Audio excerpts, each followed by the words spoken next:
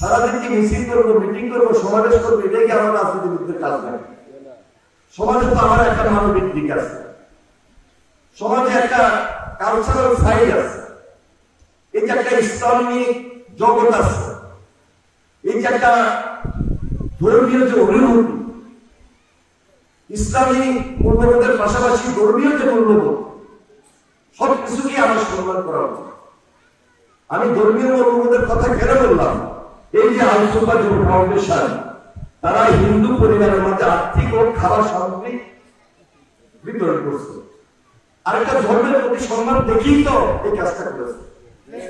তাহলে এই সমাজে তো শুধু আমরা কয়েকজনে তো বসবাস করি, আমাদের ভবিষ্যৎ প্রজন্মের জন্য আমাদেরকে এখন থেকে চিন্তা করতে হবে, কারণ এরাই দেশ পরিচালনা করবে। কেউ ডাক্তার হবে, কেউ ইঞ্জিনিয়ার হবে, কেউ শিক্ষক হবে, উকিল হবে, বড় দায়িত্বশীল নেতা হবে, নির্বাচিত প্রতিনিধি হবে, দেশটা এরাই চালাবে।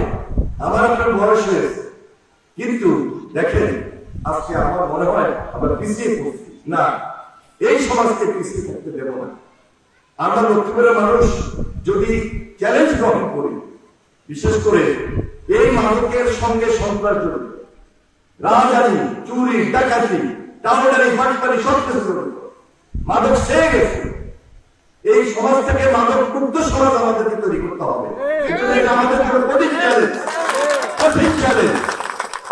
আমি এই পর্যন্ত যতগুলো মিটিং এ গিয়েছি, মা বোনদের মিটিং এ বলেছি, পুরুষ ভাইদের মিটিং এ বলেছি, রাজনৈতিক মিটিং এ বলেছি, আজকে এই আল সুপার যুব ফাউন্ডেশনে দেখেও করছি, মাদক মুক্ত লক্ষ্মীপুর গঠন করতেই হবে আমাদের।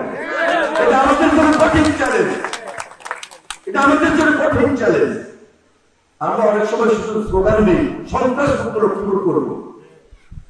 যদি মাদক মুক্ত লক্ষ্মীপুর করতে পারি, এটার সঙ্গে সঙ্গে সবকিছু বিদায় হয়ে যাবে, সবকিছু বিদায় হয়ে যাবে। কারণ এই যুব সমাজ, এই ছাত্র সমাজ, এই প্রজন্মকে যদি এখন থেকে তাদের প্রতি আমরা দায়িত্ব গ্রহণ না করি, এটা আমাদের জন্য কিন্তু খুব কষ্টকর হবে। অভিভাবক হিসাবে বলেন, দায়িত্বশীল ব্যক্তি হিসাবে বলেন, এটা আমার এবং আপনার নৈতিক দায়িত্ব।